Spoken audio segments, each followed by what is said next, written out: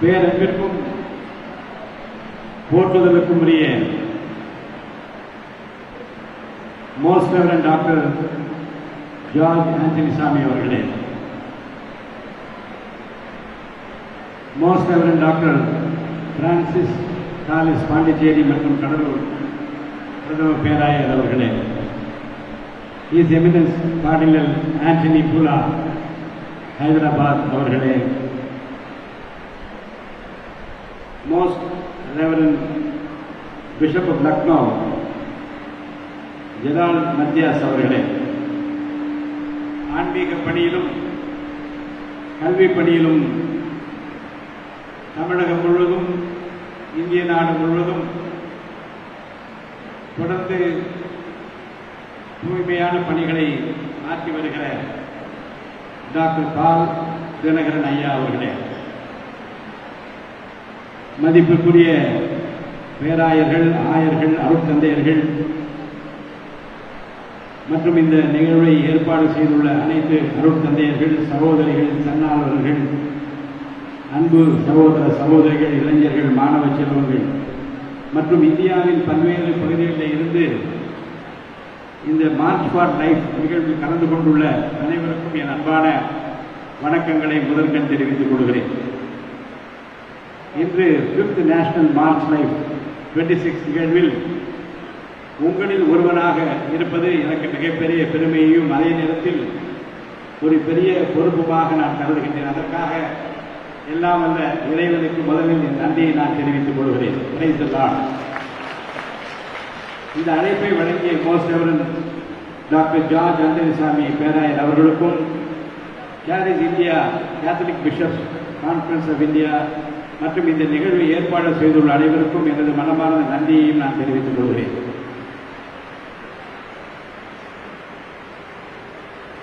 நம்முடைய புதிய அரசாங்கம் இப்போது பொறுப்பேற்றிருக்கிறது.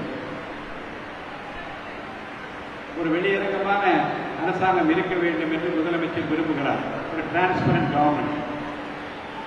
அதிலே முக்கியமாக அவர் உள்ளத்திலே இருப்பது ஒரு பக்கம் லஞ்சலாவண்யம் இல்லாத, ஊழல் இல்லாத அரசாங்கம் என்று ஒரு பக்கம் அதை ஒரு பக்கமாக பார்த்துக் கொண்டே மக்கள் நலனில் அக்கறையாக இருக்கிறார் என்பதற்கு ஒரு அடையாளம் தான் பதவியேற்ற ஒரு மாத காலத்திற்குள்ளாகவே தாய் சேய் நல மருத்துவமனைக்கு போனார்.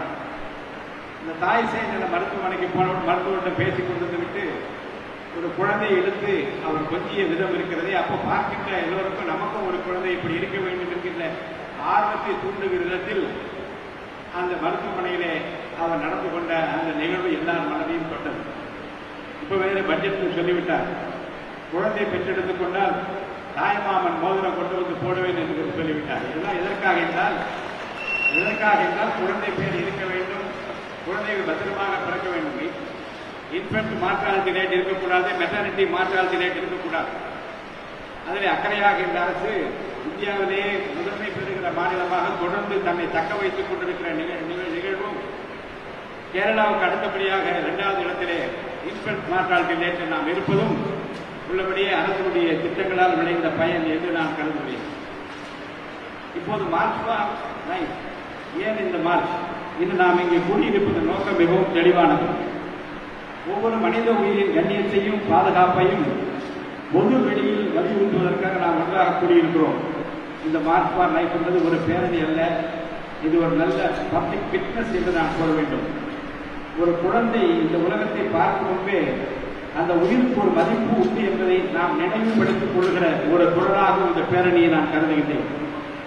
Every unborn child has dignity என்ற நம்பிக்கையை வெளிப்படுத்தும் ஒரு நிகழ்வாக இதை நான் கருதுகின்றேன். அந்த காலத்தில் நாங்கள்லாம் நிறைய சினிமா பார்ப்போம். படிக்கிற காலத்தில் புரட்சி தலைவர் எம்ஜிஆர் படம் நிறைய பார்ப்போம். அதில் ஒரு பாட்டு போடுவார், மனைவி பிரெக்னெண்டா இருப்பாங்க, இவர் போய் காதை வச்சு கேட்பார், காது கொடுத்து கேட்டேன் நாகா கூவா கூவா சத்தம், இனி கனவு அதிர்ச்சி கேட்டாரு.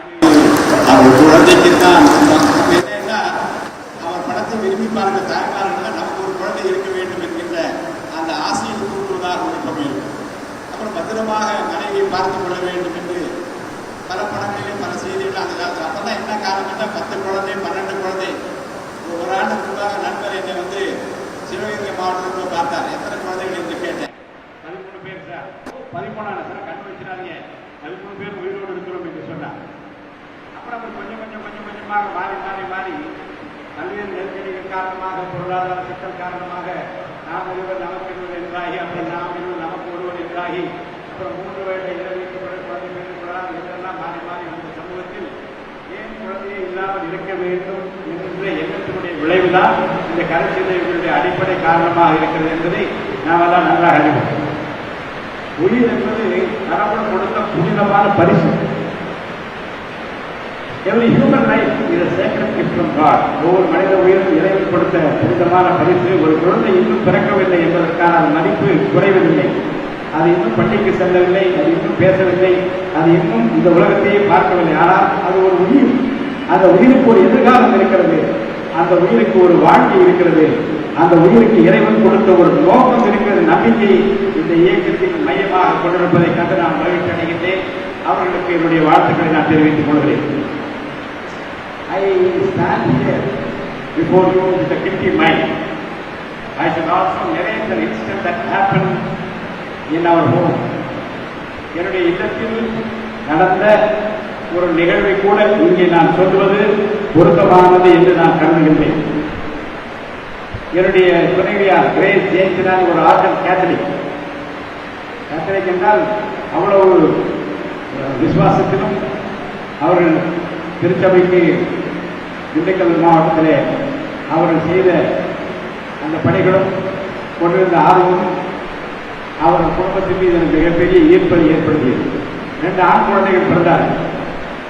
அடிக்கடி என் மனைவி சொல்வார், நான் உன்னை தாயின் வயிற்றில் உருவாகும் முன்னே உன்னை அறிந்தேன். நான் உன்னை பரிசுத்தம் பண்ணி ஜாதிகளுக்குள்ளே தீர்க்கதியாக வைப்பேன். எரேமியா 1:5 சொன்ன வசனத்தை ஏன் சொன்னார்கள் எனக்கு தெரியாது. எனக்கு தெரிந்து திருமணமாகி ஒரு 10 முறையாவது பல காலகட்டங்களிலே சொல்லி அழுவார்கள். நான் சொன்னேன், வசனத்தை படிக்கிற ஏன் அழுகிறேன் என்று சொன்னால், இல்லை நான் உன் தாய்க்கு வைத்திருந்து உன் கற்பத்திலிருந்து உன்னை தெரிந்து கொண்டேன் என்று சொல்லுகிற போது என் அறியாமலே எனக்கு மனது கலங்கி விடுகிறது என்று சொல்வார். 2 பையன் பிறந்த பிறகு 3வது கற்பமாகிவிட்டார்கள். அப்போ ஒருத்தர் சொன்னார், இல்லையா அடுத்தடுத்து குழந்தைங்க 2 ஆண்டுக்கு ஒரு முறை குழந்தை நீங்கள் அபார்ஷன் செய்து விடும் என்று சொன்னாங்க. நான் ஒரு முட்டாள். என் மனைவியிட்ட சொன்னேன், is it difficult for you to maintain all the children. அவங்க என்ன சொன்னாங்க, இல்லை கடவுள் கொடுத்து நான் ஏற்றுக்கொள்ள வேண்டிய பொழுது 2-3 மாதம் ஆகியிருக்கு. நெருங்கி டாக்டர் அழைத்து கொண்டு போனேன்.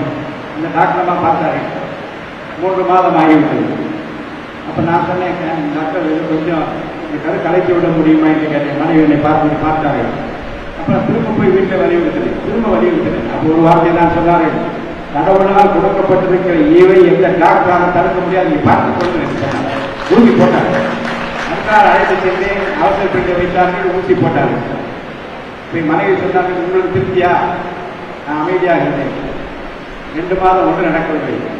திரும்பி டாக்டர் அழைத்து சென்று டாக்டர் சொன்னால் எந்த மாறுபாடும் தெரியவில்லை, குழந்தை 5 மாதம் ஆகிவிட்டது என்று சொன்னார். இது நான் சொல்வதற்கு காரணம், கத்தோலிக்க கிறிஸ்தவர்களாக இருந்தாலும் சரி, இறை நம்பிக்கையுடைய கிறிஸ்தவ பெருமக்கள் இதை மனதிலே கொள்ள வேண்டும். என்றால் குழந்தைகள் இறைவனால் தரப்படுகிற ஒரு அருட்கொடை. அந்த புனிதமான அருட்கொடையை தடுப்பதற்குரிய அந்த எண்ணமோ உணர்வோ நம்பிக்கையோ வலியுறுத்தலோ எந்த திட்டமும் வந்துவிடக்கூடாது என்பதற்காக நான் சொல்கிறேன். இந்தியாவில் உள்ள சவாலை நாம் புரிந்து கொள்ள வேண்டும். இந்த நிகழ்வுக்காக வழங்கப்பட்டுள்ள தகவல்களில் இந்தியாவில் அபார்ஷன் பற்றிய சில முக்கியமான புள்ளி விவரங்களை எல்லாம் குறிப்பிட்டிருக்கிறார்கள். 2015 வெளியான லான்செட் குளோபல் ஹெல்த் ஆய்வை அடிப்படையாக கொண்ட கணக்கீட்டின்படி இந்தியாவில் 2015ஆம் ஆண்டு சுமார் 15.6 மில்லியன், அதாவது 1,56,00,000 இன்டியூஸ் அபார்ஷன் நடைபெற்றதாக அன்றைக்கு கணக்கு சொல்லியிருக்கிறார்கள். இது ஒரு பெரிய எண்ணிக்கை. இந்த எண்ணிக்கை வெறும் ஸ்டாட்டிஸ்டிக்ஸாக பார்க்கக்கூடாது. ஒவ்வொரு எண்ணிக்கையின் பின்னால் ஒரு மனித வாழ்க்கை இருக்கிறது, ஒரு குடும்பம் இருக்கிறது, ஒரு தாய் இருக்கிறார், ஒரு சூழ்நிலை இருக்கிறது, ஒரு முடிவு இருக்கிறது, ஒரு வேதனை இருக்கலாம், ஒரு பயம் இருக்கலாம், ஒரு அழுத்தம் இருக்கலாம். அதனால்தான் இந்த பிரச்சனையை வெறும் நம்பராக பார்க்காமல் கம்பேஷனுடன் பார்க்க வேண்டும், இரக்கத்துடன் பார்க்க வேண்டும். தாயையும் குழந்தையும் இருவரையும் கவனிக்க வேண்டிய பொறுப்பு இந்த சமூகத்திற்கு இருக்கிறது. அரசுக்கு மட்டுமல்ல, இந்த சமூகத்திற்கு இருக்கிறது. இங்கே இங்கு நான் ஒரு முக்கியமான விஷயத்தை வலியுறுத்த விரும்புகிறேன்.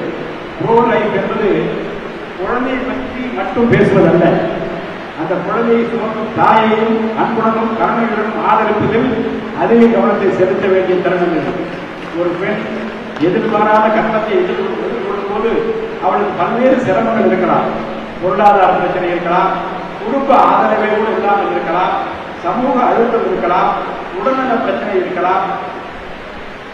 அந்த நேரத்தில் அவளிடம் நாம் நீ என்ன செய்ய போகிறாய் என்று மட்டும் கேட்கக்கூடாது. முதலில் நாம் சொல்ல வேண்டியது, நீ தனியாக இல்லை, நான் உடனே இருக்கிறேன் என்கிற அந்த நம்பிக்கையை உள்ளத்திலே விதைக்க வேண்டிய மாபெரும் பொறுப்பும் கடமையும் இந்த அரங்கத்தில் இருக்கிற அத்தனை பேருக்கு இருக்கிறது. அந்த சப்போர்ட்டிங் சிஸ்டத்தை நாம் உருவாக்க வேண்டும். அதுதான் உண்மையான ப்ரோ லைஃப் கல்ச்சர் என்று நான் கருதுகின்றேன். இந்த விஷயத்தில் இன்னொரு முக்கியமான அணுகுமுறை தேவை. ஒரு பெண் மிகவும் கடினமான சூழ்நிலை எடுக்கும் முடிவை பற்றி நாம் அவளை அவமானப்படுத்தவோ குற்றஞ்சாட்டவோ கூடாது என்பதை மனதில் வைத்துக் கொள்ளுங்கள். ஜட்மெண்ட் அல்ல, அவளுக்கு தேவை சப்போர்ட் தான். காண்டம்னேஷன் அல்ல, அவளுக்கு தேவை கம்பேஷன் தான். ஐசோலேஷன் அல்ல, அவளுக்கு தேவை ஒரு கம்யூனிட்டி தான். ஒரு பெண்ணுக்கு ஒரு குழந்தையை தொடர்ந்து வளர்க்க வேண்டும் என்றால் அதற்கான சமூகம் மற்றும் குடும்ப ஆதரவு கிடைக்க வேண்டும். அவளுடைய கல்வி பாதிக்கப்படாமல் இருக்க வேண்டும். அவளுடைய பொருளாதார பாதிப்பு உறுதி செய்யப்பட வேண்டும். அவளுக்கு குழந்தைக்கும் மருத்துவ வசதிகள் கிடைக்க வேண்டும். அவளுக்கு மனதளவில் நாம் துணை நிற்க வேண்டும். அப்போதுதான் நாம் உண்மையான கல்ச்சர் ஆஃப் லைஃபை நாம் உருவாக்க முடியும். Life begins at conception. இந்த நம்பிக்கையின் அர்த்தம் என்ன என்றால், இந்த நிகழ்வின் முக்கியமான ப்ரோ லைஃப் பிரின்சிபிளில் ஒன்று லைஃப் பிகின்ஸ் அட் கன்செப்ஷன். இந்த இயக்கத்தின் ஆழமான நம்பிக்கை ஒரு குழந்தையின் வாழ்க்கையின் மதிப்பை அது பிறந்த நாளிலிருந்து மட்டும் கணக்கிடாமல் கருவிலேயே தொடங்கி உயிராக மதிக்க வேண்டும் என்பதுதான். இந்த எண்ணத்தை சமூகத்தில் கொண்டு செல்வதுதான் இந்த மையத்தின் முக்கிய நோக்கங்களில் ஒன்றாக நான் கருதுகின்றேன்.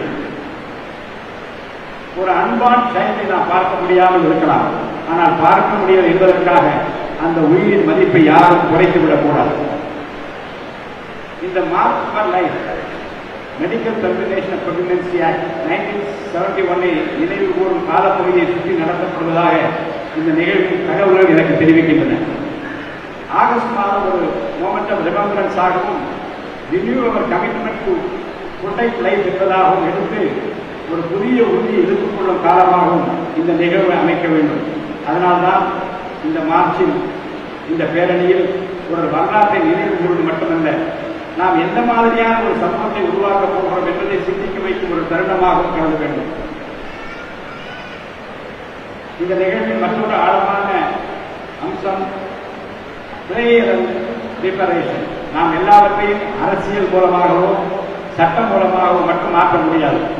சில விஷயங்களுக்கு மனமாற்றம் தேவை, சில விஷயங்களுக்கு கருணை தேவை, சில விஷயங்களுக்கு அடிப்படையில் பிரார்த்தனை தேவை. அதனால்தான் இந்த நிகழ்வில் நடைபெறும் பிரேயர், ஹோலி மாஸ் போன்ற ஆன்மீக நிகழ்வுகளை இணைந்து செயல்படுத்துகிற தன்மைகளை நான் கண்டேன். ஒரு நல்ல சமூக மாற்றம் சட்டத்திலிருந்து மட்டும் வராது, அது மனிதர்களின் மனங்களிலிருந்து தான் வர வேண்டும். அப்படி மனம் குறைத்தோடு தான் இங்கே குறுகி இருக்கின்றோம். நாம் ப்ரோ லைஃப் என்று பேசும்போது அது ஒரு நாள் மட்டும் பேசப்படும் விஷயமாக இருந்துவிடக்கூடாது. நமது குடும்பங்களில் இருந்து தொடங்க வேண்டும். பள்ளிகளில் குழந்தைகளுக்கு லைஃப் வேல்யூஸ் கற்றுக் கொடுக்க வேண்டும். கல்லூரிகளில் ரெஸ்பான்சிபிள் ரிலேஷன்ஷிப் என்றால் என்ன என்பதை பற்றியும் ஃபேமிலி வேல்யூஸ் என்ன என்பதை பற்றி குறிப்பாக விழிப்புணர்வு பிரச்சாரங்களை நாம் மேற்கொள்ள வேண்டும். சமூகத்தில் பிரெக்னன்ட் உமனுக்கு சப்போர்ட்டிவ் சிஸ்டத்தை அரசு உருவாக்க வேண்டும், தன்னார்வ நிறுவனங்கள் உருவாக்க வேண்டும். தேவைப்படும் குடும்பங்களுக்கு உதவி கிடைப்பதற்கு அனைத்து ஆன்மீக நிலையங்களில் உள்ளவர்களும் தங்கள் பங்களிப்பை செய்ய வேண்டும். மருத்துவ மற்றும் கவுன்சிலிங் சப்போர்ட் கிடைக்க வேண்டும். ஒரு பெண் குழந்தை பெற்றெடுக்க முடிவு செய்தால் நான் இதை எப்படி சமாளிப்பேன் என்று பயப்படாத ஒரு சமூகம் இன்றைக்கு நமக்கு வேண்டும். அந்த நாள் தான் நமது ப்ரோ லைஃப் மெசேஜுக்கு உண்மையான வெற்றி பெறும் என்று நான் கருதுகின்றேன். இன்று நாம் இங்கே அனைவரும் ஒரு உறுதி எடுத்துக்கொள்வோம். ஒவ்வொரு உயிரையும் மதிப்போம். கருவலிருக்கும் உயிரின் கண்ணியத்தை மதிப்போம். தாயின் உடல்நலம் மற்றும் கண்ணியத்தை பாதுகாப்போம். கஷ்டத்தில் இருக்கும் பெண்களை குற்றம் சாட்டாமல் அவருடைய அன்பு கரத்தோடு ஆதரிப்போம். குடும்பங்களுக்கு தேவையான ஒரு சிஸ்டத்தை உருவாக்குவோம். இளைஞர்களுக்கு பொறுப்புணர்வும் மனித நேயத்தையும் கற்றுக் கொடுப்போம். உயிரை மதிக்கும் பண்பாட்டை நமது குடும்பங்களிலும் சமூகத்திலும் வளர்ப்போம். மதிப்புக்குரிய பேராய பெருமக்களே, ஆயர் பெருமக்களே, என் அன்புக்குரிய பெரியோர்களே, சகோதர சகோதரிகளே, நண்பர்களே, ஒரு உயிரின் கண்ணியத்திற்காக, ஒரு குழந்தையின் எதிர்காலத்திற்காக, ஒரு தாயின் பாதுகாப்பிற்காக, ஒரு குடும்பத்தின் நலனுக்காக, ஒரு சமூகத்தின் மனம் மாற்றத்திற்காக இந்த மார்ச் இங்கு முடிந்து விடலாம். ஆனால் மார்ச் ஃபார் லைஃப் மெசேஜ் நமது வாழ்க்கையில் தொடர வேண்டும். நாம் ஒவ்வொருவரும் மற்றவர்களும் சொல்ல வேண்டிய ஒரு செய்தி இருக்கட்டும். You are not alone. ஒரு தாய் தனிமையாக இல்லை, ஒரு குழந்தை தனியாக இல்லை, ஒரு குடும்பம் தனியாக இல்லை. நமது சமூகம் அவர்களோடு இருக்கின்றது. அதுதான் உண்மையான culture of life. Every human life is a sacred gift. Every life has dignity. Every life deserves protection, compassion and love. இந்த மிகச்சிறப்பான நிகழ்வை ஏற்பாடு செய்துள்ள most reverend doctor George Antony Samy அவர்களுக்கும், கேரிஸ் India, Catholic bishop conference of India, archdiocese Madras Mylapore மற்றும் அனைத்து ஏற்பாட்டாளர்களுக்கும் எனது மனமார்ந்த வாழ்த்துக்களை நன்றிகளை தெரிவித்துக் கொள்கிறேன். மார்ச் ஃபார் லைஃப் பல ஆண்டுகள் தொடர்ந்து உயிரின் கண்ணியத்தையும், தாயின் பாதுகாப்பையும், குழந்தையின் எதிர்காலத்தை வலியுறுத்தும் ஒரு வலிமையான இயக்கமாக வளர வேண்டும் என்று நான் வாழ்த்துகின்றேன். உயிரை மதிப்போம், உயிரை பாதுகாப்போம், தாய்க்கு துணையாக இருப்போம், குழந்தையின் எதிர்காலத்தை பாதுகாப்போம், மனித நேயத்தை வளர்ப்போம். God bless you all. வணக்கம்.